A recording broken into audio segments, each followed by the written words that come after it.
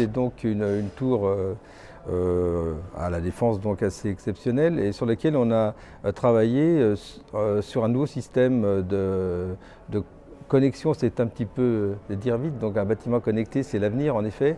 Là, nous au niveau du béton, nous avons travaillé sur la traçabilité de ces bétons grâce à un système de puces RFID, donc radio identifiées, qui permet de connaître la nature du béton, qu'il faut éviter en effet des erreurs à la mise en œuvre, mettre le bon béton au bon endroit.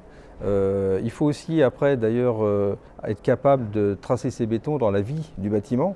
Et en fait, quand on dit bâtiment connecté, là on parle peut-être plutôt de carte d'identité numérique du bâtiment et grâce à ces puces, ça devient possible. Donc ça c'est une solution intéressante qu'on a donc expérimentée sur cette tour des deux. C'est dans le cadre d'une démarche plus large en fait numérique. On parle beaucoup du BIM en ce moment et de la maquette numérique. Donc là, ça permet d'avoir au niveau donc exploitation cette partie reconnaissance donc des matériaux d'une façon précise, lien avec les documents finalement de marché et de conception qui avaient été faits en amont.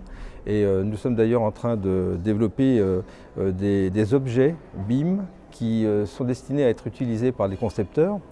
Que ce soit l'architecte, mais aussi le bureau d'études qui va ensuite reprendre les plans de la maquette numérique faite par l'architecte, avec des objets donc techniques sur des voiles en béton spécifiques, avec toutes leurs caractéristiques physiques en termes de mécanique, d'acoustique, de thermique, parce qu'on a besoin de toutes ces informations-là, le plus tôt possible, pour pouvoir concevoir, répondre aux exigences réglementaires, faire du calcul structurel, réglementaire thermique, etc. Donc là, toutes ces informations seront dans les objets utilisés par les architectes quand ils vont faire leur conception et leur maquette numérique.